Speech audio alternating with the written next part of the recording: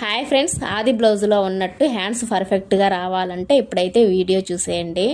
ఇప్పుడు కింద 1/2 ఇంచు ఖర్చుకి వదిలేసి హ్యాండ్ ఇలా పెట్టేసి లూజు ఉంది ఎంత ఉందో కొలుచుకోండి. ఆడొక మార్కింగ్ ఇచ్చేసేయండి.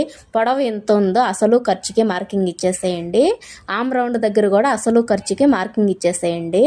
ఇప్పుడు చూడండి, తీసేయండి హ్యాండ్.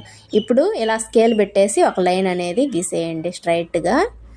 చూడండి, ఇది మనం ఖర్చుల కోసం ఒక 2 ఇంచులు అనేది పెట్టేసుకుంటాం కదా, అది ఖర్చులకి.